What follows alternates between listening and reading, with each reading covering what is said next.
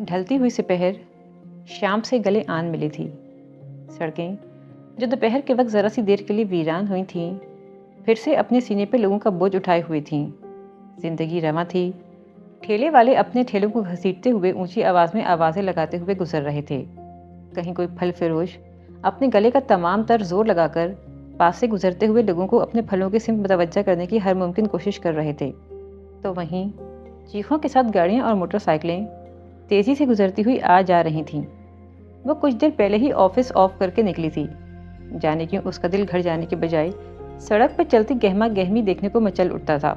اپنے گلے میں مفلر نما دوپٹے کو گردن سے ذرا نیچے کرتی، اپنے پرس کو دائیں کندھے پہ ڈالتی، وہ چھوٹے چھوٹے قدم اٹھاتی اپنے آفس کے قریب ہی موجود اس چھوٹے سے ریسٹورینٹ میں آ بیٹھی تھی، جہاں وہ اب اکثر ہی آ کر بیٹھنے لگی تھی۔ اپنی مخصوص کرسی پہ بیٹھ کے اس نے وال گلاس کے باہر دوڑتی زندگی کو ایک بار پھر اپنی آنکھ کی پتلیوں میں قید کرنا شروع کر دیا تھا۔ السلام علیکم باجی۔ وہ 12-13 سال کا بچہ تھا، جو اب اسے اچھی طرح سے پہچاننے لگا تھا۔ اس نے اپنی گردن کو گھمایا اور اپنے سامنے کھڑے لڑکے کی طرف دیکھا۔ اس کے دیکھنے پہ وہ بچہ ذرا سا شرمایا تھا۔ اسے یوں شرماتا دیکھ کر اس کے لبوں پر مسکراہٹ بکھری تھی۔ وعلیکم السلام، کیسے ہو؟ اس نے اپنے دونوں ہاتھوں کو ٹیبل پہ رکھتے ہوئے اپنے ہاتھوں کی انگلیوں کو ایک دوسرے میں پھنسا کر اس لڑکے کی طرف دیکھا۔ ایک بہت مزیدار سی چائے کا کپ اور چیز رول۔ اس نے اپنا آرڈر بک کروایا تو لڑکا تابیداری سے سر اسبات میں ہلا کر وہاں سے چلا گیا۔ اس کے جانے کے بعد اس نے اپنے بیگ سے فون نکالا اور اس کی تاریک اسکرین کو روشن کیا۔ کمپنی کے میسیجز کو ڈیلیٹ کرتے ہوئے جانے کیوں اس کا دل اداس ہوا تھا۔ کتنے دن ہو گئے اس کی طرف سے اسے ایک بھی میسیج موصول نہیں ہوا تھا، جس کے میسیج کا وہ لاشعوری طور پر انتظار کر رہی تھی۔ آخری میسیج اس نے کب کیا تھا؟ وہ ان باکس میں موجود اس کے نام پر آ ٹھہری تھی۔ 2 ستمبر۔ اس کے آخری میسیج کی تاریخ پڑھتے ہوئے وہ بڑبڑائی تھی، اور آج 20 ستمبر ہے، یعنی اس نے پچھلے 18 دنوں میں اسے ایک بھی میسیج نہیں کیا تھا۔ اس نے بے چینی سے پہلو بدلا تھا اور فون کے اسکرین سے نظروں کو ہٹا کر کھڑکی سے باہر دیکھنے لگی تھی، جانے کیوں اس کی آنکھوں کی زمین دھیرے دھیرے نم ہونے لگی تھی۔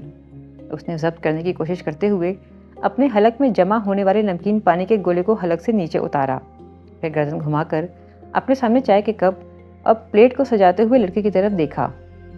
آج اماں جی نہیں آئیں؟ ارین نے اس چھوٹے سے ریسٹورینٹ کی مالکن کے بارے میں استفسار کیا۔ اس ریسٹورینٹ کی مالک ایک 50 سالہ خاتون تھیں، جو پچھلے 10 سال سے اس چائے کے ہوٹل کو نہایت کامیابی سے چلا رہی تھیں۔ وہ اماں جی نے آج دوائی لینے ڈاکٹر کے پاس جانا تھا، اس لیے وہ آ کر واپس چلی گئی ہیں۔ اگر وہاں سے جلدی فارغ ہو گئیں تو آ جائیں گی، ورنہ تو کل۔ لڑکے نے بات کے اختتام پہ اپنے دانتوں کی نمائش کی تھی۔ اچھا۔ ارین نے دھیرے سے اسبات میں سر ہلا دیا اور اپنے سامنے پڑی چائے کے کپ کی طرف متوجہ ہوئی۔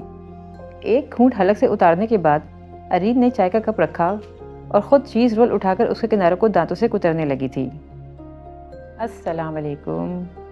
جیسے ہی وہ لاؤنج میں داخل ہوئی، واکر میں موجود اپنی بھتیجی کی طرف لپکی، جو اسے دیکھتے ہی اپنے دونوں ہاتھوں کو اٹھائے پھپھو پھپھو کہتی اسے پکار رہی تھی۔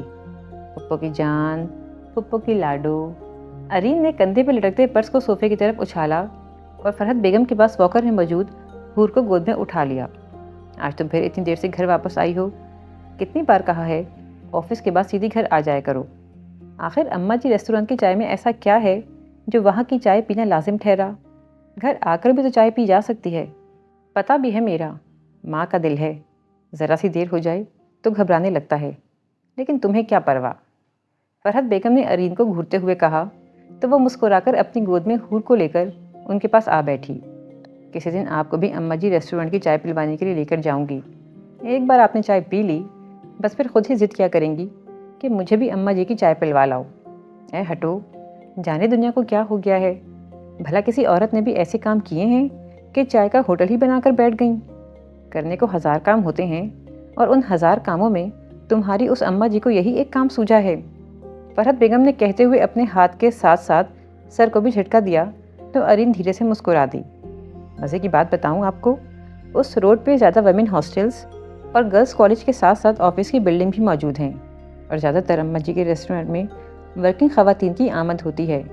ناشتہ نہ کر کے آنے والی اکثر لڑکیاں بریک ٹائم میں اماں جی کے ریسٹورینٹ میں دوپہر میں کچھ نہ کچھ کھا لیتی ہیں، اور پھر کچھ میرے جیسی خواتین بھی ہیں جو آفس کی تھکن اتارنے کے لیے گھر جانے سے پہلے اماں جی کی چائے کو حلق سے اتارنا ضروری سمجھتی ہیں، مانو جیسے ساری تھکاوٹ اور پریشانی فٹ سے پھر ہو جاتی ہے۔ کسی دن آپ کو سنڈے کو لے کر چلوں گی، مزہ آئے گا، ارین نے کہا تو فرحت بیگم نے اسے گھورا۔ اچھا، آپ کے ساتھ ساتھ میں حور اور بھابھی کو بھی لے چلوں گی۔ بھابھی دیکھیں آپ کی ساس کو آپ سے کتنی محبت ہے، آپ کے بنا چائے کا پلان بنانے پہ مجھے گھور رہی ہیں۔ ارین نے کچن سے نکلتی نورین بھابھی کو چھیڑا، جو شام کی چائے فرحت بیگم کے سامنے رکھتے ہوئے رسانیت بھرے انداز میں مسکرا کر ارین کی طرف متوجہ ہوئی۔ کھانا لاؤں تمہارے لیے؟ ارین کی بات کا جواب دینے کے بجائے نورین نے ارین سے استفسار کیا۔ نہیں بھابھی، ابھی نہیں، ابھی میرا دل نہیں ہے، جب بھوک لگے گی میں خود نکال لوں گی، ارین نے کہتے ہوئے گود میں بیٹھی حور کے گال پر زور سے بوسہ دیا اور نورین کی گود میں دے کر وہ خود اپنا پرس اٹھا کر اپنے کمرے میں آ گئی۔ واش بیسن پر سر جھکائے وہ اپنے چہرے پر پانی کے چھینٹے مار رہی تھی جب اس کے دھیان کی سوئی ایک بار پھر 2 ستمبر پہ اٹکی تھی۔ اس نے سر اٹھا کر آئینے میں نظر آتی اپنی صورت کی طرف دیکھا۔ اس حسین چہرے کو میں ہمیشہ اپنی نظروں کے سامنے رکھنا چاہتا ہوں۔ اس نے گھونگھٹ الٹتے ہی اس کے حنائی ہاتھوں کو اپنے ہاتھوں میں لیتے ہوئے اتنی محبت سے کہا تھا کہ وہ اترائی تھی۔ تفاخر سے اس کی جھکی ہوئی گردن سیدھی ہوئی تھی۔ وہ اب گردن کو اکڑائے اپنی تعریفیں کرتے، اس کے حسن کے قصیدے پڑھتے حسن کو سن رہی تھی۔ رات دھیرے دھیرے موم کی مانند پگھلتی جا رہی تھی، لیکن حسن کی باتیں تو جیسے ختم ہونے کا نام ہی نہیں لے رہی تھیں۔ اور پھر یہ ایک رات کی بات ہی کب تھی، وہ تو ہر رات یوں ہی باتیں کرتے رہنا چاہتا تھا، لیکن وہ چہرے پہ بہتا ہوا پانی اس کی ٹھوڑی سے نیچے گر کے اس کے دامن کو بھگونے لگا تھا۔ اس نے یادوں سے دھیرے سے اپنے ہاتھوں کو چھڑایا اور نل بند کر کے پاس لٹکے تولیے سے منہ کو صاف کرتی باتھ روم سے نکل کر اپنے بیڈ پر آ بیٹھی تھی۔ اس نے اکتاہٹ بھرے انداز میں اپنے ہاتھ میں موجود تولیے کو صوفے کی سمت اچھالا اور خود بیڈ پر لیٹ کر اپنے منہ پر تکیہ رکھ کر کروٹ بدل لی۔ وہ اب مزید کچھ بھی سوچنا نہیں چاہتی تھی، اس لیے کچھ ہی دیر میں وہ کب آنکھوں کو بند کی نیند کی وادی میں اتری تھی اسے خود بھی خبر نہیں ہوئی تھی۔ حسن کی طرف سے کوئی میسج یا کال نہیں آئی تھی، اور جانے کیوں ارین کی بے چینی ہر حد سے سوا ہو رہی تھی۔ پچھلے 8 ماہ سے ایک بھی دن ایسا نہیں گزرا تھا جب حسن نے اسے کال یا میسج نہیں کیا ہو۔ یہ الگ بات تھی کہ اس کے روز کال کرنے کے باوجود ارین کئی دن تک اس کا فون پک نہیں کرتی تھی۔ اس کے کئی میسیجز کے بعد وہ مشکل سے 1 یا 2 میسیج سے زیادہ جواب بھی نہیں دیا کرتی تھی، لیکن اب اپنے نیلز کو فائل کرتی ارین نے اپنے ہاتھ کو اپنی نظروں کے سامنے کیا تو ماضی کا ایک خوبصورت لمحہ اچانک ہی اس کے سامنے مجسم ہو گیا تھا۔ پتہ ہے تمہارے ہاتھ بہت خوبصورت ہیں، اور سب سے خوبصورت تمہارے پنک نیلز ہیں، وہ اس کے ہاتھ کی انگلیوں پہ دھیرے دھیرے اپنے ہاتھ کو پھیرتے ہوئے کہہ رہا تھا۔ ارین کے لبوں کو مسکراہٹ نے چھوا۔ اس نے اپنے ہاتھ کو حسن کے ہاتھوں سے نکالنے کی کوشش کی تو حسن نے اس کی کوشش کو ناکام بنا دیا۔ بس کرو، تم مردوں کی بس یہی پرابلم ہوتی ہے، بیوی کو جیسے کوئی آسمانی مخلوق ہی سمجھ لیتے ہو۔ بیوی خوبصورت بھی ہو، ساتھ میں خوبصورت بھی، خود کو تم مردوں کے لیے سجا کر بھی رکھے اور ساتھ میں تمہارے گھروں کو اچھے سے مینج بھی کرے۔ تم مردوں کی مینٹیلٹی کبھی نہیں بدل سکتی۔ وہ اس کے ہاتھ سے اپنے ہاتھ کو الگ کرتے ہوئے استہزائیہ انداز میں کہہ رہی تھی کہ تم مرد کیا ہوتا ہے ارین، میں کسی کی نہیں اپنی بات کر رہا ہوں۔ اور ویسے بھی اگر مرد عورت کو آسمانی مخلوق سمجھ کر ٹریٹ کرتے ہیں تو تم عورتیں کیا کرتی ہو؟ مرد کو زمین پہ رینگنے والے کیڑے سے بدتر سمجھنے لگتی ہو، جس کا کام بس کما کر لانا ہے اور اپنی تنخواہ کو بیوی کے ہاتھ پہ سجا دینا ہے، اور اگر اس میں تھوڑی سی کمی بیشی ہو جائے تو مانو ایک طوفان برپا ہو جاتا ہے۔ حسن نے کہتے ہوئے اپنے سر کو ہولے سے جھٹکا دیا۔ تم مجھے تانا دے رہے ہو؟ ارین جو ڈھیلے انداز میں بیٹھی تھی سیدھا ہو کر بیٹھتے ہوئے اکھڑے ہوئے لہجے میں بولی۔ اس کا لہجہ اور انداز لہجہ بھر کے لیے حسن کو مکمل طور پر خاموش کروا گیا تھا۔ 20,000 کیا میں نے تم سے زیادہ مانگ لیے؟ تم تو مجھے اس کے تانے ہی دینے لگ گئے۔ میں کوئی تانا نہیں دے رہا ہوں ارین، میں تو بس… حسن سٹپٹایا تھا، یعنی پوری رات، اور ہو سکتا تھا کہ شاید کل تک ارین اب اسی بات کو لے کر بحث کرتی رہے گی۔ آخر مجھے بولنے کی کیا ضرورت تھی؟ حسن نے دل ہی دل میں خود کو گھرکا۔ میں اچھی طرح سے جانتی ہوں تمہارا کیا مطلب ہے، میں امبی سے 20,000 منگوا کر تمہارے منہ پر مار دوں گی، ارین نے زور سے چلاتے ہوئے کہا۔ ارین کی بات پہ حسن کا چہرہ سرخ ہوا تھا، لیکن پھر بھی اس نے کمال ضبط سے ناراض ہوتی ارین کا ہاتھ پکڑنا چاہا، جسے ارین نے بری طرح چٹک دیا تھا۔ بہت کم صرف ہو تم حسن، بہت ہی چھوٹے دل کے مالک، ارین کہہ کر پاؤں پٹکتی اپنے کمرے کی طرف بڑھ گئی تھی۔ ارین میرا یہ مطلب نہیں تھا۔ حسن اس کے پیچھے آیا، لیکن کمرے میں داخل ہوتی ارین نے جلدی سے کمرے کا دروازہ لاک کر لیا تھا۔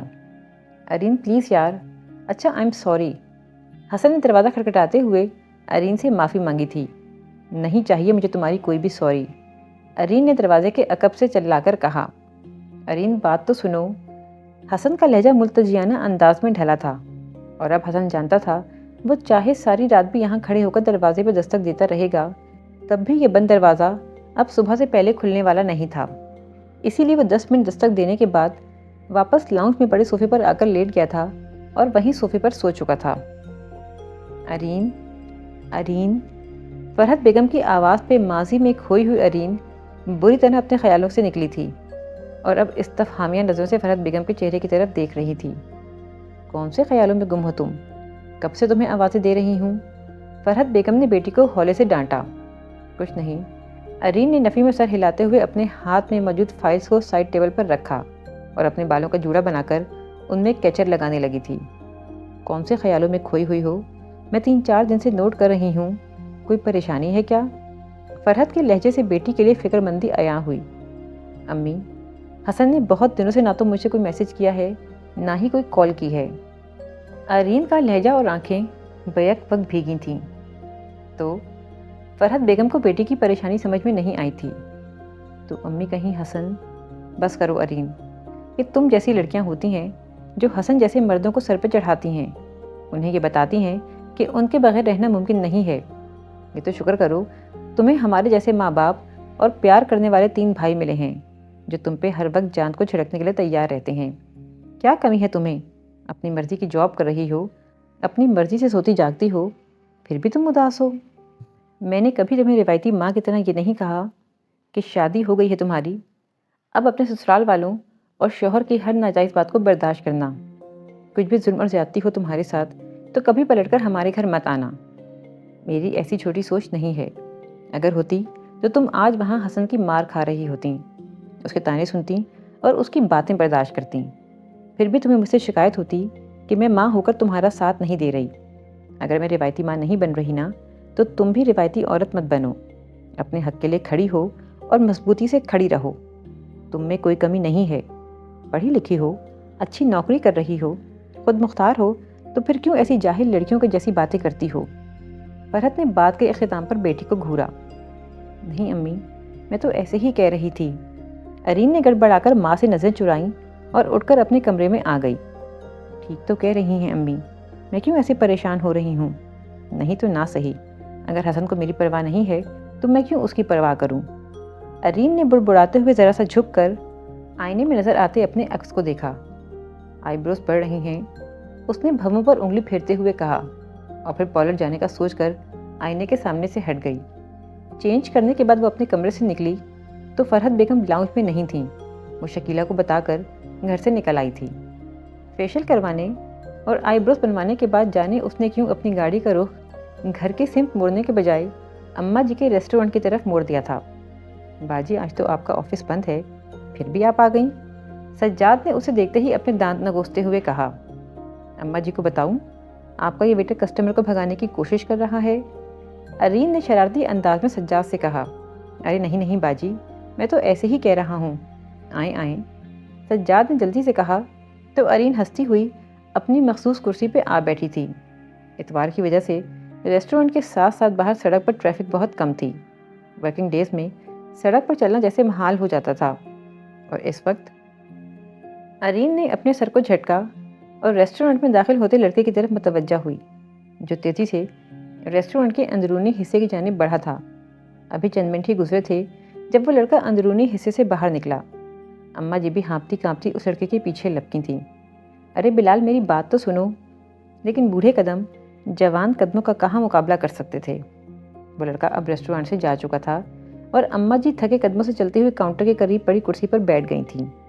جانے ان کے انداز میں اتنی تھکاوٹ کیوں تھی کہ ارین بے اختیار ہی اپنی جگہ سے اٹھی اور اماں جی کے پاس پڑی کرسی پر آ بیٹھی۔ ارے ارین بیٹا تم؟ اماں جی نے ارین کی طرف مسکرا کر دیکھا۔ چونکہ ارین پچھلے کئی ماہ سے یہاں باقاعدگی سے آ رہی تھی، اس لیے اس کی اماں جی کے ساتھ کافی واقفیت ہو گئی تھی۔ کیسی ہیں آپ؟ میں پرسوں آئی تھی، سجاد سے پتہ چلا اب ڈاکٹر کے پاس گئی ہوئی تھیں۔ خیریت تو تھی؟ کیا ہوا آپ کو؟ ارین نے ایک ہی سانس میں سارے سوالات پوچھ لیے تھے۔ ہاں ڈاکٹر کے پاس گئی تھی، جانے کیوں دل کم وقت کبھی تیز دھڑکنے لگتا ہے تو کبھی شاید دھڑکنا ہی بھول جاتا ہے۔ اماں جی کے لہجے میں یاسیت ہی یاسیت تھی۔ ڈاکٹر کو چیک کروایا ہے، اس نے مختلف ٹیسٹ لکھ کر دیے تھے، ECG وغیرہ کروائے ہیں تو دل کی تکلیف سامنے آئی ہے۔ ان کے چہرے پر اداسی بھری مسکراہٹ دوڑ رہی تھی، تو ارین کا دل جانے کیوں ان کی اس مسکراہٹ پہ کٹ سا گیا تھا۔ گھبرانے کی کوئی بات نہیں ہے اماں جی، آج کل تو ماشاءاللہ جدید ٹیکنالوجی کا دور ہے، جدید مشینری بھی استعمال کی جاتی ہے، اور اب تو ٹھیک بیماری کی تشخیص ہو جائے تو مانو آدھی بیماری تو خود ہی ٹھیک ہو جاتی ہے، اور باقی آدھی بیماری میڈیسن کھانے سے دور بھاگ جاتی ہے۔ ڈاکٹر نے جو آپ کو میڈیسن دی ہے وہ آپ ریگولر کھائیں، دیکھنا چند ہی دنوں میں آپ بھلی چنگی ہو جائیں گی۔ ارین نے کہتے ہوئے اپنا ہاتھ ان کے ہاتھ پہ رکھا تو جانے کیوں اس بار وہ مسکرا بھی نہیں سکیں۔ باجی چائے؟ سجاد ٹرے میں اس کی چائے اٹھائے کھڑا تھا۔ ہاں ادھر ہی دے دو۔ ارین نے اس کے ہاتھ سے ٹرے تھام کر اپنی ٹیبل پر رکھ دی۔ ارین نے طائرانہ نظروں سے اماں جی کے چہرے کی جانب دیکھا جو ابھی بھی افسردگی میں ڈوبا ہوا تھا۔ کیا بات ہے اماں جی، آپ اس لیے اداس ہو رہی ہیں کہ آپ کے بیٹے نے آپ کی بات نہیں سنی اور چلا گیا؟ ارین خود کو پوچھنے سے باز نہیں رکھ سکی تھی۔ بوڑھی آنکھوں کی چمک معدوم ہوئی تھی تو وہیں لبوں پر اداسی بھری مسکراہٹ ابھری تھی۔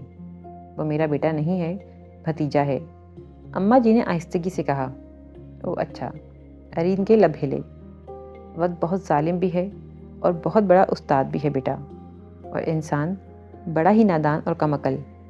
جب جوان ہوتا ہے تو لگتا ہے یہ کائنات اور اس کائنات میں موجود رشتے چیز ہی کیا ہیں۔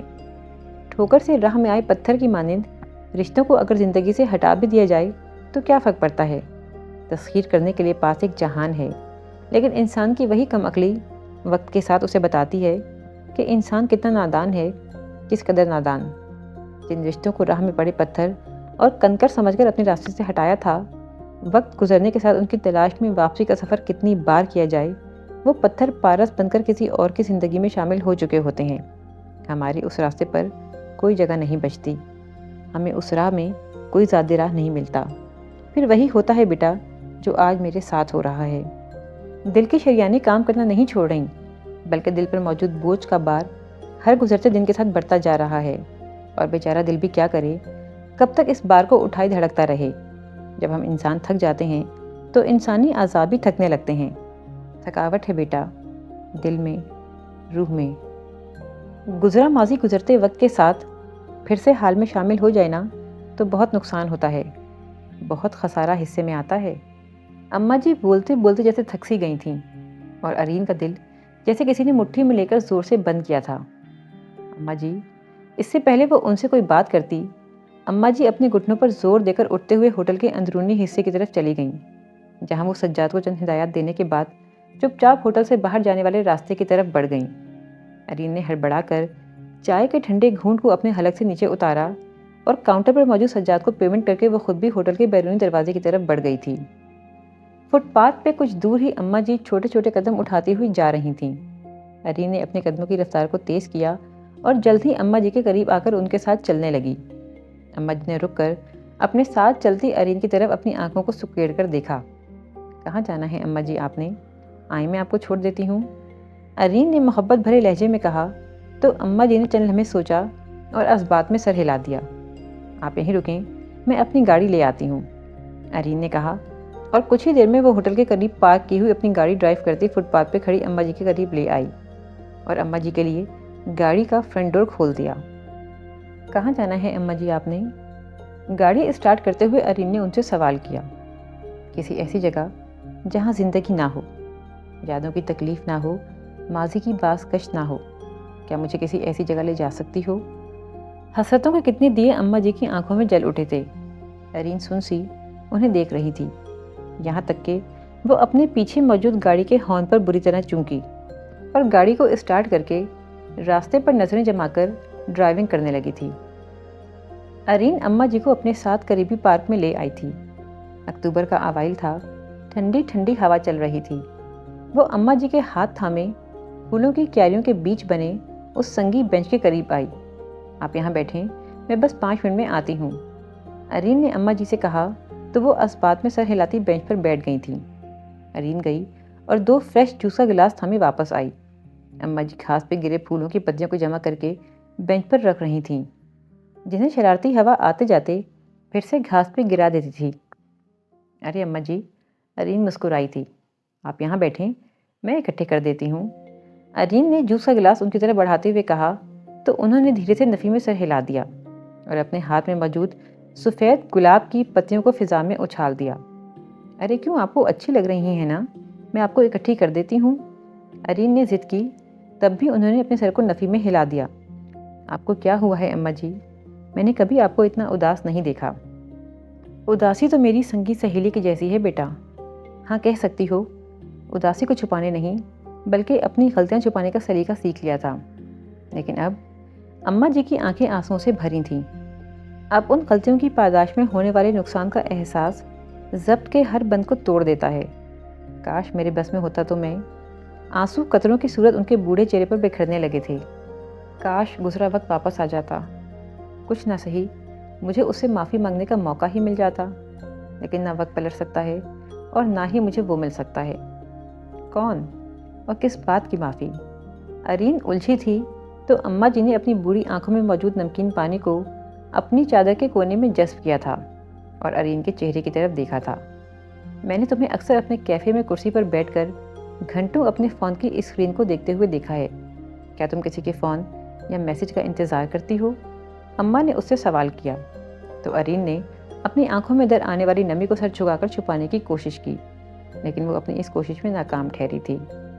کرتی ہوں میں اماں جی، اس کی کال کا انتظار۔ پہلے تو ہر 2-3 دن کے بعد کال آ جاتی تھی، چاہے 2 منٹ کے لیے ہی صحیح، لیکن اب تو کتنے ہی دن گزر گئے، اس کی کال تو کیا میسج تک نہیں آیا۔ ارین کا لہجہ بھیگا تھا، حلق میں نمکین پانیوں کا گولا سا اٹکا تھا۔ جانے کیوں یہ سوچ اسے اس طرح ڈرا دیا کرتی تھی کہ اگر حسن نے اب کبھی رابطہ نہیں کیا تو وہ کیسے اس کے بغیر رہے گی۔ اب تو پھر بھی امید ہے کہ حسن اسے منا لے گا، اپنے ساتھ گھر لے جائے گا اور وہ دونوں پھر سے ساتھ رہنے لگیں گے۔ آخر کو اس نے اتنی محبت سے شادی کی تھی، اتنا تو مان اسے تھا، لیکن اب وہ بے اختیار رونے لگی تھی۔ رنگین تتلی اڑتی ہوئی قریبی پھولوں کی کیاریوں میں موجود ایک پھول پر آ بیٹھی تھی، بالکل اسی طرح ہی جس طرح ماضی کی رنگین یادوں نے کوس قزا کا رنگ اوڑھا تھا اور اماں جی کے ذہن کے پردے پر اپنے عکس کو ثبت کر دیا تھا۔ یہ بات تھی 25 سال پہلے کی، جب وہ خود 25 سال کی تھیں۔ عرفان بیگ تو جیسے انہیں دیکھتے ہی اپنا دل ہار بیٹھے تھے۔ جس دن وہ اپنے کالج کی دوست کے بے حد اصرار پر ان کے گھر گئی تھیں، وہاں ان کی دوست کا بھائی پہلے ہی نظر میں ان کا گرویدہ بن بیٹھا تھا اور اس نے اگلے ہی دن اپنے والدین کو امارہ کے گھر بھیج دیا تھا۔ امارہ کا رشتہ؟ ماں باپ کے ساتھ ساتھ امارہ کے چاروں بھائیوں کے لیے اپنی اکلوتی اور سب سے چھوٹی بہن کا رشتہ آنا خاصا اچنبے کی بات تھی۔ وہ تو اپنی بہن کو ابھی تک چھوٹی سی گڑیا سمجھتے آئے تھے اور عرفان بیگ کے رشتے کو یہ کہہ کر انکار کر دیا تھا کہ ابھی ان کی بیٹی پڑھ رہی ہے اور وہ اس رشتے میں ابھی انٹرسٹڈ نہیں ہیں۔ امارہ کے گھر والوں کی طرف سے انکار کیا ہوا جیسے عرفان بیگ کو کسی نے سولی پہ چڑھا دیا ہو۔ اپنے دل کے ہاتھوں مجبور ہو کر انہوں نے خود امارہ سے رابطہ کرنا چاہا تھا، لیکن بھائی، سائمہ نے جیسے تسبسب میں گھر کر بھائی کی طرف دیکھا۔ میں بس اس سے ایک بار بات کرنا چاہتا ہوں، میں اسے بتانا چاہتا ہوں کہ میں اسے بہت پسند کرتا ہوں۔ وہ جتنا کہیں گے میں انتظار کر لوں گا، جیسے کہیں گے ویسے کر لوں گا، لیکن بس وہ اپنے گھر والوں سے اتنا کہہ دے کہ وہ اس طرح انکار مت کریں۔ عرفان نے اضطراری انداز میں اپنے گھنے بالوں میں ہاتھ پھیرتے ہوئے کہا۔ اکلوتے بھائی کی بے قراری دیکھ کر سائمہ نے امارہ کا نمبر ڈائل کر دیا تھا۔ معمول کی باتوں کے بعد سائمہ نے جھجکتے ہوئے امارہ سے کہا کہ عرفان بھائی اس سے بات کرنا چاہتے ہیں۔ کیا بات کرنی ہے؟ خوبصورت امارہ نے خوبصورت ہنسی کے ساتھ یہ کہا، لیکن دوسری طرف سے آنے والی آواز جیسے اس کی خوبصورت ہنسی کو اپنی لپیٹ میں لے چکی تھی۔ امارہ؟ سائمہ وہاں سے جا چکی تھی۔ عرفان نے صوفے کے بازو پر بیٹھتے ہوئے اسے پکارا تو امارہ کو لگا جیسے کسی نے پہلی بار اس کے نام کو اتنے خوبصورت انداز میں لیا تھا۔ پسند کرنا کوئی گناہ تو نہیں ہے، اور اگر گناہ ہے تو یقین کرو میں یہ گناہ بار بار کروں گا، ہر بار کروں گا، اور تب تک کروں گا جب تک تمہیں یا تمہارے گھر والوں کو مجھ پر یقین نہیں آ جاتا اور وہ تمہارے اس خوبصورت نام کو میرے نام کے ساتھ جوڑنے پر راضی نہیں ہو جاتے۔ اس کا لہجہ جذبات میں گندا ہوا تھا۔ نان اسٹاپ بولنے والی امارہ اس لمحے اپنے لبوں کو باہم پیوست کیے بس اسے سن رہی تھی۔ وہ شاید جادوگر تھا جس نے ابھی امارہ کے سامنے نہیں صرف امارہ کی سماعتوں کو مخاطب کیا تھا۔ لفظ امارہ کی مٹھیوں سے نکل کر جانے کہاں چلے گئے تھے، اور وہ تو بس لاؤنج میں موجود لینڈ لائن کے قریب کھڑی شیشے کی مورت میں بدلتی جا رہی تھی۔ وہ بول رہا تھا، بولتا چلا جا رہا تھا۔ وہ ہوش میں تب آئی جب پاس سے گزرتی بڑی بھابھی نے رک کر اس کے کندھے پر ہاتھ رکھ کر اسے ہلایا تو امارہ بری طرح چونکی تھی اور جلدی سے فون کریڈل پر رکھ دیا تھا۔ کیا ہوا؟ کس سے بات کر رہی ہو؟ بڑی بھابھی نے اب کے گود میں موجود نینا کو شانے سے لگا کر تھپکتے ہوئے امارہ سے استفسار کیا۔ وہ سائمہ تھی، کل کے ٹیسٹ کے بارے میں بتا رہی تھی۔ امارہ نے جلدی سے بہانہ گھڑا۔ اچھا میں پڑھ لوں، کہہ کر بھابھی کے سامنے سے ہٹ گئی۔ اور پھر یہ تو آغاز محبت تھا، انتہائی محبت تو ابھی باقی تھا۔ ہر روز سب کے جانے کے بعد امارہ لاؤنج کے فون پہ عرفان سے بات کرنے لگی تھی، اور پھر ایک دن اس نے اپنے بڑے بھائی سے کہہ کر ایک سیٹ اوپری منزل پر لگوا لیا تھا۔ ویسے اس کی ضرورت تو نہیں ہے، انجم بیگم نے بیٹی کی فرمائش پہ اسے ٹوکا۔ کیوں ضرورت نہیں ہے؟ مجھے اپنے دوستوں کا فون سننے کے لیے بار بار سیڑھیاں اتر کر نیچے آنا پڑتا ہے، اور بھیا اب تو ہمارے ایگزامس ہونے والے ہیں۔ ہر تھوڑی دیر کے بعد کچھ یاد آتا ہے تو پوچھنے کے لیے پہلے مجھے 20 سیڑھیاں اترنی پڑتی ہیں، اور پوچھنے کے بعد 20 سیڑھیاں چڑھ کر واپس اوپر جانا پڑتا ہے۔ میں تھک جاتی ہوں، امارہ نے ناک چڑھا کر کہا تو بڑے بھیا نے ہنس کر چھوٹی بہن کو اپنے سینے سے لگا لیا۔ اس کے سر پہ پیار کر کے اسی شام ایک اور فون کا سیٹ اوپری منزل پر سیٹ کروا دیا تھا۔ امارہ تفاخر سے گردن کو اکڑائے عرفان کو بتا رہی تھی۔ اس کے ایک بار کہنے پہ کیسے بڑے بھیا نے اسے فون لگوا دیا تھا۔ تو پھر مجھے کیوں تڑپا رہی ہو؟ کہہ دو نا اپنے گھر والوں سے کہ ہمارے رشتے کے لیے ہاں کر دیں۔ مجھے واپس کراچی جانا ہے امارہ، لیکن میں جا نہیں پا رہا۔ تمہیں اپنا کیے بنا جانے کا دل ہی نہیں مان رہا۔ آفس والوں کی روز کالز آ رہی ہیں۔ عرفان بیگ نے جیسے منت بھرے لہجے میں کہا۔ ہاں تو پھر چلے جائیں نا، امارہ کھلکھلائی تھی۔ تو عرفان بیگ جیسے مزید بے بسی کی دلدل میں پھنسا تھا۔ تمہیں ابھی مجھ سے اتنی محبت نہیں ہے جتنی میں تم سے کرتا ہوں۔ میرا تو بس چلے ہمیشہ کے لیے تمہیں سب سے چرا کر اپنے ساتھ لے جاؤں اور تمہیں سامنے بٹھا کر دیکھتا رہوں۔ ایک زندگی تو بہت کم ہے امارہ تم سے محبت کرنے کے لیے۔ تمہیں دیکھنے کی چاہ ہی اتنی ہے کہ مجھے اپنی یہ زندگی بہت چھوٹی لگنے لگتی ہے۔ امارہ تم نہیں سمجھ سکتی میں خود کو کتنا اور کس حد تک بے بس اور مجبور سمجھتا ہوں۔ مجھے نہیں پتا پہلی نظر کی محبت یا تو بہت کمزور ہوتی ہے یا پھر دل کے اندر تک اتر کر اپنا آپ اس طرح منواتی ہے کہ پھر اس کے سوا کچھ نظر نہیں آتا۔ تم میرے دل کے سمندر میں محبت کی مانند یوں اتر گئی ہو کہ میں اس محبت میں خود کو ڈوبتا ہوا محسوس کر رہا ہوں۔ عرفان کا گھمبیر لہجہ امارہ کے گالوں پر سرخی دوڑا گیا تھا۔ دل کی دھڑکنیں تو شاید یوں تیزی سے دھڑکنا شروع ہوئی تھیں جیسے اب کبھی روک ہی نہیں پائیں گی۔ دھڑکنوں کا شور امارہ کو پاگل کر رہا تھا۔ اس سے پہلے کہ وہ کچھ کہتی یا پھر کچھ اور سنتی، سامنے کھڑے بڑے بھیا کو دیکھ کر امارہ سر پٹائی تھی۔ پھر فون کریڈل پر رکھ کر وہ بھاگتی ہوئی بھائی کے سینے سے آ لگی تھی۔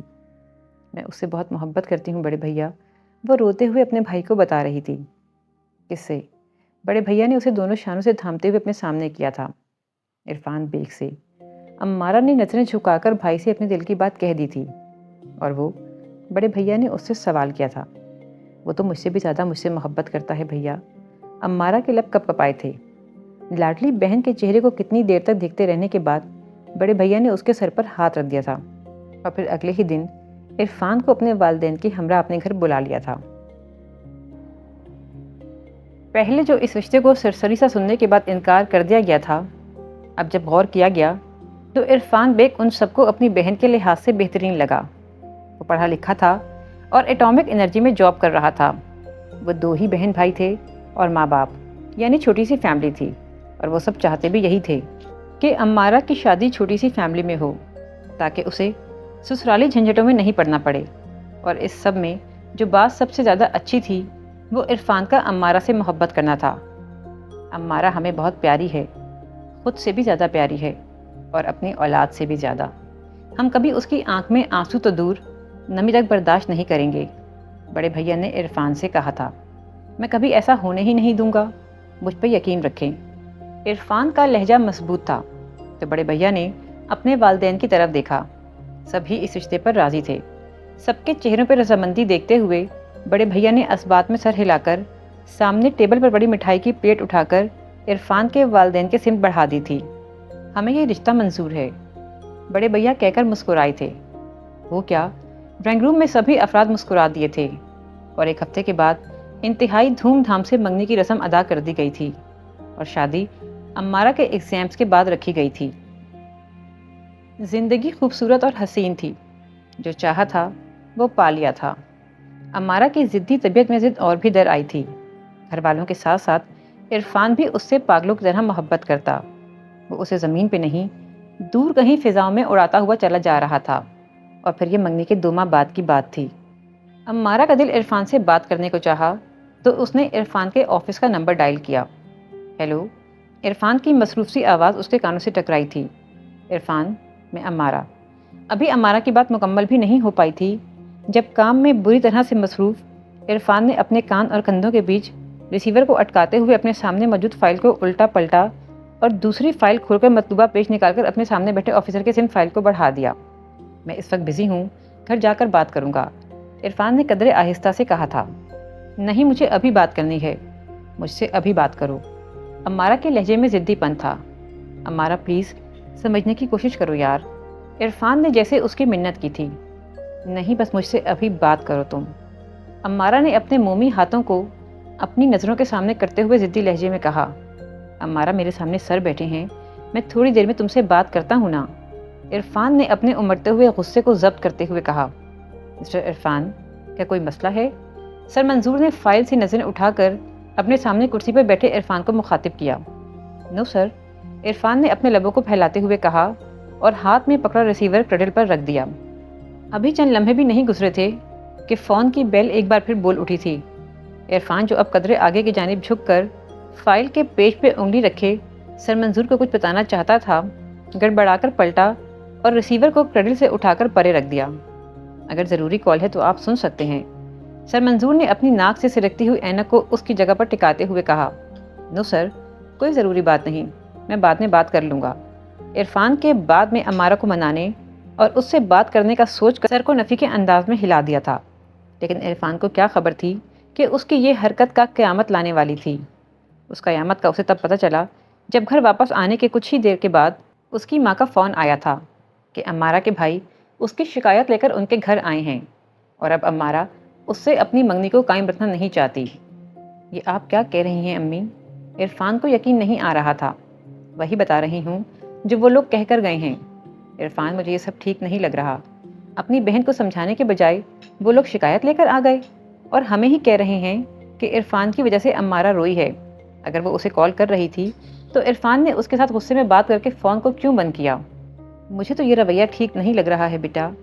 सुरैया बेगम परेशानी के आलम में बोल रही थी। अम्मी, वो लाडली है, इकलौती है और सबसे छोटी बहन है उनकी, इसीलिए सब उसके बारे में हद से ज़्यादा पॉजेसिव हैं। आप फिक्र ना करें, मैं अम्मारा से बात करता हूँ। इरफान ने माँ को तसल्ली देना चाही। ठीक है, अम्मारा से बाद में बात कर लेना, लेकिन ये सुन लो कि वो लोग मंगनी की अंगूठी और सामान वापस कर गए हैं। बेटियाँ तो सभी को प्यारी होती हैं, लेकिन कोई रख रखाव भी होता है, लिहाज भी होता है। मंगनी की चीज़ें और रिंग क्यों वापस कर गए? इरफान तो इस बात पर ही अटक गया था। मुझे नहीं पता, तुम खुद पूछ लो, सुरैया बेगम ने कहकर फ़ोन बंद कर दिया था। उनके फ़ोन रखने के बाद इरफान ने अम्मारा के घर कॉल की। शायद CLI पे उसका नंबर देखने के बाद किसी ने भी उसकी कॉल अटेंड नहीं की थी और इसीलिए मजबूरन इरफान को रातों रात कराची से मुल्तान आना पड़ा था। सुबह होते ही वो अम्मारा के घर के दरवाजे पर खड़ा था, जहाँ उसका इंतहाई रुखे अंदाज में इस्तकबाल किया गया था। मैं सच में उस वक्त सर के साथ था और मैंने अम्मारा से कहा भी था कि मैं जैसे ही फ्री होता हूँ उससे बात कर लूँगा। इरफान ने रसानियत भरे लहजे में बड़े भैया को बताया था। जो भी था, हमने रिश्ता करते हुए यही शर्त रखी थी कि हमारी बहन की आंखों में कभी आंसू नहीं आने दोगे, और तुमने तो शादी से पहले ही हमारी इस शर्त को पूरा नहीं किया, तो शादी के बाद क्या करोगे? हमने पहले ही कहा था कि हमें अपनी बहन बहुत प्यारी है। मंझले भैया ने तो बाकायदा इरफान को घूरते हुए ये बात कही थी। उनके लहजे और अंदाज से इरफान ने जुज़बुज़ होते हुए पहलू को बदला था। अब इतनी भी कोई बड़ी बात नहीं थी जो इस तरह कटहरे में लाकर खड़ा कर दिया जाए। इरफान ने दिल ही दिल में सोचा, हाय ये मोहब्बत اور اس کی شرائط۔ عمارہ کے لیے وہ ہر کسی کی بات کو برداشت کر بھی سکتا تھا اور سن بھی سکتا تھا، لیکن عرفان کو کیا خبر تھی کہ عمارہ کو پانے کے لیے اسے محبت کی اجازت تو دے دی گئی تھی، لیکن ساتھ میں اپنی مرضی کرنے اور بولنے کی طاقت سلب کر لی گئی تھی۔ بالآخر عمارہ کے ماں باپ اور بھائیوں سے معذرت کرنے اور آئندہ ایسا نہیں ہوگا کہ یقین دہانی کے بعد اسے عمارہ سے ملنے کی اجازت دے دی گئی تھی۔ گھنٹہ بھر عمارہ کی منتیں کرنے کے بعد تب کہیں جا کر عمارہ کا موڈ ٹھیک ہوا تھا، اور پھر اس نے عرفان کے لیے چائے بنوانے کا کہا اور خود اس کے سامنے ٹانگ پر ٹانگ چڑھا کر بیٹھ گئی۔ عرفان کے دیکھنے پہ عمارہ جو پر اعتماد سے اس کے سامنے بیٹھی تھی، اب شرما کر اس کے سامنے سے ہٹ گئی تھی۔ عرفان کے لبوں پہ خوبصورت سی مسکراہٹ ابھری تھی، اور پھر وہ بڑی بھابھی کی طرف متوجہ ہوا جو اس سے کراچی سے کب ملتان آئے کے بارے میں استفسار کر رہی تھی۔ موڈ اچھا ہوا تو ماحول خود بخود اچھا ہو گیا تھا۔ خوشگوار ماحول میں عرفان کے لیے پرتکلف کھانے کا اہتمام ہوا تھا، اور ساتھ ہی عرفان کے باقی کے گھر والوں کو بھی انوائٹ کر لیا گیا تھا۔ ثریا بیگم اس سب سے خوش نہیں تھیں، لیکن پھر اکلوتے بیٹے کو خوش دیکھ کر اپنے سارے وسوسوں کو نظر انداز کیے انجم بیگم کی طرف متوجہ ہو گئی تھیں، جو ان سے شادی کی تیاریوں کے بارے میں پوچھ رہی تھیں۔ اور اس دن ثریا بیگم عمارہ کے گھر سے شادی کی تاریخ لے کر ہی اٹھی تھیں۔ وہ نہیں چاہتی تھیں کہ ایسی پھر سے کوئی بدمزگی ہو، اور یوں ایک ماہ بعد کی شادی کی تاریخ رکھ دی گئی تھی۔ عرفان عمارہ کو پا کر بہت خوش تھا، اتنا کہ وہ عمارہ کی ہر بات کو مانتا تھا۔ ثریا بیگم چاہتی تھیں کہ عمارہ کچھ ماہ تو ان کے ساتھ رہے، لیکن عمارہ عرفان کے ساتھ کراچی رہنا چاہتی تھی۔ گھر میں بہو آئی ہے، میں چند دن تو بہو کے ساتھ رہنا چاہتی ہوں۔ ثریا بیگم نے بیٹے کو گھورا تھا۔ ہاں تو آپ کراچی آ کر ہمارے ساتھ رہ لینا نا، اچھا ہے شہر بدلے گا تو تھوڑا ماحول بھی بدلے گا اور آپ خود بھی اچھا فیل کریں گی۔ پہلے تو آپ میرے پاس اس لیے رہنے نہیں آتی تھیں کہ آپ کا دل کیسے لگے گا، لیکن اب تو عمارہ ہوگی تو آپ کا دل بھی لگ جائے گا۔ عرفان نے ماں کو جیسے لالچ دی تھی، لیکن ثریا بیگم بیٹے کو گھور کر بڑبڑاتے ہوئے رخ بدل گئی تھیں۔ جانتی تھیں یہ عشق کا خمار ہے، اور یہ خمار اتنی جلدی اترنے والا نہیں۔ اور پھر عرفان ان کا اکلوتا بیٹا تھا، اکلوتے بیٹے کو خوش دیکھ کر ثریا بیگم زیادہ دیر تک منہ بنا کر نہیں بیٹھ سکتی تھیں۔ اسی لیے کچھ دیر کے بعد وہ عرفان بیٹے کراچی کب جانا ہے کے بارے میں پوچھ رہی تھیں۔ من چاہا ہم سفر ساتھ ہو، آپ کا محرم ہو، تو زندگی کے ساتھ ساتھ اپنے ارد گرد کی ہر شے پہ پیار آنے لگتا ہے۔ ارد گرد رہنے والے رشک کی نگاہوں سے دیکھتے ہیں تو اپنا آپ اور بھی معتبر لگنے لگتا ہے۔ عرفان عمارہ کے ساتھ خوش تھا، اور اس کی خوشی اس وقت دگنی ہو گئی تھی جب 5 ماہ کے بعد ڈاکٹر نے عمارہ کو ماں بننے کی خبر سنائی تھی۔ جہاں عرفان کا جی چاہا وہ خوشی سے اسی وقت ہاسپٹل کی زمین پر سجدہ شکر ادا کرے، وہیں عمارہ کا زرد چہرہ اور بھی زرد ہوا تھا، اور گھر واپس آنے کے بعد وہ اپنے دل میں آئے خیال کو لبوں پر لا چکی تھی۔ اس کے لیے فریش جوس بناتا عرفان حیرانی سے اس کے خوبصورت چہرے کی طرف دیکھنے لگا تھا۔ یہ تم کیا کہہ رہی ہو عمارہ؟ عرفان شرط سے ہٹ کر لاؤنج میں بیٹھی عمارہ کے قریب آ بیٹھا۔ وہی کہہ رہی ہوں جو تمہیں سنائی دے رہا ہے، مجھے ابھی بچے نہیں چاہیے، وہ بیزاری سے کہتی اپنے ہاتھ میں پکڑے ریموٹ سے چینل بدل رہی تھی۔ لیکن کیوں؟ ہم تو بہت خوش قسمت ہیں عمارہ کہ بنا مانگے اور بنا کسی تردد کے اللہ ہمیں اتنی بڑی دولت سے نواز رہا ہے، تو پھر ہم ناشکری کیوں کریں؟ عرفان کو عمارہ کی بیزاری سمجھ میں نہیں آ رہی تھی۔ اس کا خوشی سے دھڑکتا ہوا دل اب خاموش پڑا تھا۔ عرفان جانتا تھا عمارہ نے جو کہہ دیا ہے وہی ہوگا، لیکن وہ ایسا نہیں چاہتا تھا۔ اور پھر اگلے 2 دن کی منتیں ترلے بھی عمارہ کو پگھلا نہیں سکے تھے۔ عرفان نے اس سے جب زیادہ ضد سے بات کی تو عمارہ رونے لگی تھی، اور اس سے پہلے کہ وہ فون کر کے اپنے گھر والوں کو کراچی بلاتی، عرفان نے اس کے ہاتھ سے ریسیور رکھ کر کریڈل پر ڈال کر اس پہ اپنا ہاتھ رکھ دیا۔ میں تمہارے بھائیوں سے ڈرتا نہیں ہوں عمارہ، ہاں تم سے دور ہونے سے ڈرتا ہوں۔ اگر تم میرے ساتھ نہیں تو یہ زندگی فضول ہے۔ میں تم سے اتنی ہی محبت کرتا ہوں کہ اپنی زندگی میں تمہارے بعد آنے والی دوسری بڑی خوشی کو خود تمہارے کہنے پہ ختم کر رہا ہوں۔ عرفان کا لہجہ بھاری ہوا تھا۔ اور ہو جائیں گے بچے، ابھی تو میں تمہارے ساتھ رہنا چاہتی ہوں۔ عرفان کی بات پہ عمارہ کھلکھلائی تھی، لیکن یہ بات میرے اور تمہارے بیچ رہے گی۔ اس بات کا پتہ خاص طور پر امی کو نہیں چلنا چاہیے۔ وہ بھی بہت بے چین اور بے قرار ہیں کہ کب ہم انہیں خوشخبری سنائیں گے۔ تم میری بات سمجھ رہی ہو نا؟ عرفان نے جھک کر عمارہ کی آنکھوں میں دیکھتے ہوئے اس سے تائید چاہی تھی۔ ہاں سمجھ رہی ہوں، عمارہ نے لاپرواہی سے کہتے ہوئے اپنے دونوں پاؤں کو صوفے پر رکھا اور اپنے بالوں کا جوڑا بنانے لگی۔ تمہاری بات ختم ہو گئی ہو تو ڈاکٹر کے پاس چلیں؟ عمارہ نے اپنے ہاتھوں کو روک کر عرفان سے استفسار کیا، اور عرفان کے بات میں سر ہلانے پر خوشی خوشی کپڑے چینج کرنے چلی گئی تھی۔ جب واپس آئی تو عرفان نے کچھ کہنے کے لیے اپنا منہ کھولا، لیکن پھر سر جھٹک کر اپنی جگہ سے اٹھ کر کھڑا ہو گیا تھا۔ وہ دونوں 3 سال تک ساتھ رہے تھے، لیکن اب عرفان عمارہ کے رویے سے اکتانے لگا تھا۔ صبح وہ جس وقت آفس جاتا، عمارہ سو رہی ہوتی تھی۔ وہ آفس سے گھر آتا، اگر تو کام والی آئی ہوتی تو صاف ستھرا گھر اس کے سامنے ہوتا، اور جس دن کام والی چھٹی کر لیتی اس دن الٹا بکھرا گھر اس کا منتظر ہوتا۔ یہاں تک کہ عمارہ بیڈ شیٹ تک ٹھیک کرنا گوارا نہیں کرتی تھی، لیکن یہ تب تک قابل برداشت تھا جب تک عرفان عمارہ کے ساتھ اکیلا تھا۔ ابرار صاحب کو جگر کا مسئلہ ہوا تو عرفان نے انہیں چیک اپ کے لیے کراچی بلوا لیا۔ باپ کے ساتھ سائمہ نے بھی آنے کی ضد کی تو پھر اکیلے رہنے کے خیال سے گھبرا کر ثریا بیگم نے بھی دونوں کے ساتھ رخت سفر باندھ لیا تھا۔ لیکن ثریا بیگم کو کیا خبر تھی کہ ان کا آنا عمارہ کو سخت برا لگے گا، اور اس کا اظہار عمارہ 4 دن کے بعد ہی کر دے گی۔ عمارہ؟ عرفان نے حیرانی سے اپنے ہاتھ میں پکڑا کپ ٹیبل پہ رکھتے ہوئے اسے تنبیہی نظروں سے دیکھا تھا۔ ایسے کیوں دیکھ رہے ہو؟ ٹھیک ہی تو کہہ رہی ہوں، اتنے دن ہو گئے ہیں، اب یہ لوگ واپس چلے جائیں، میں ڈسٹرب ہو رہی ہوں۔ عمارہ نے کمال بے نیازی سے کہتے ہوئے آئینے میں نظر آنے والے اپنے عکس کو دیکھا، جہاں وہ نیو ہیئر کٹ کے ساتھ خود کو دیکھ رہی تھی۔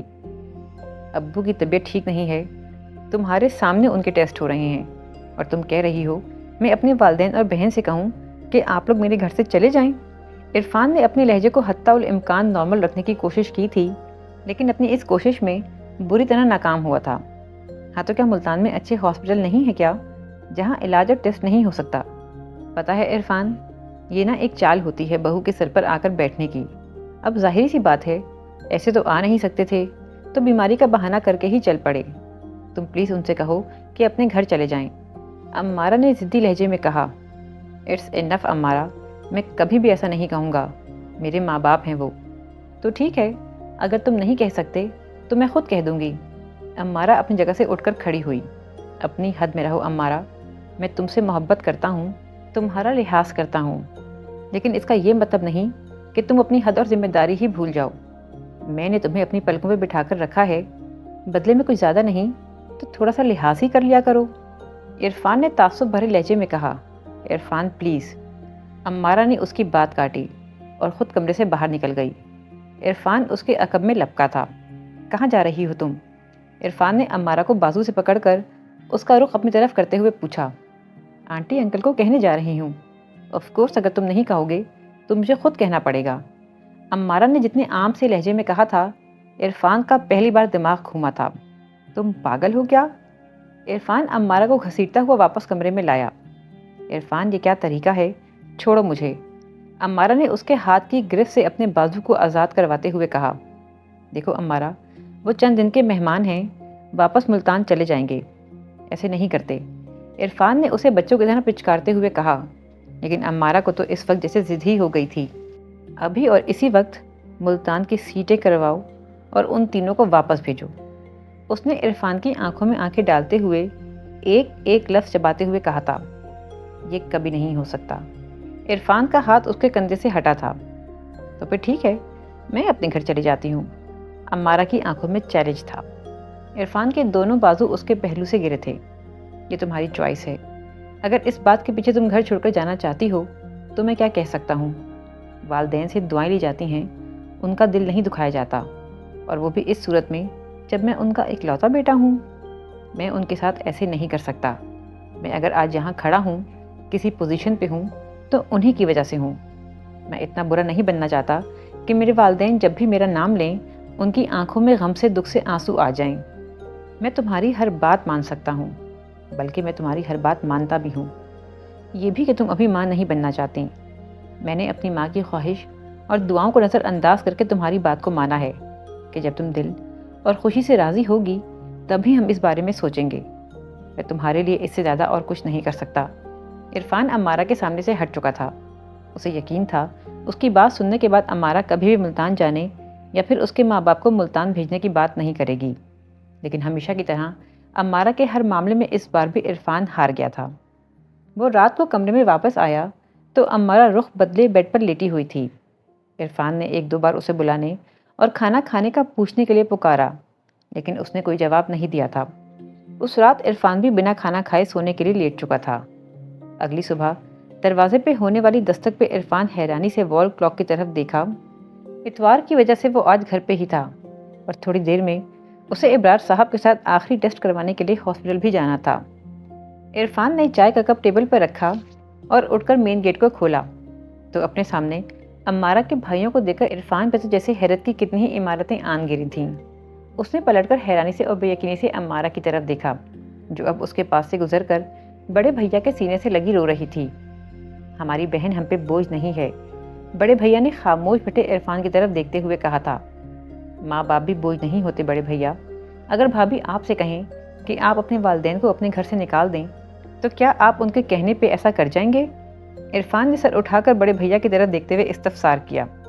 ہمیں باتوں کی بھول بھلائیوں میں مت الجھاؤ عرفان۔ امارہ رو رہی تھی۔ ہمارے لیے اس بات سے بڑھ کر کوئی بھی دوسری بات نہیں۔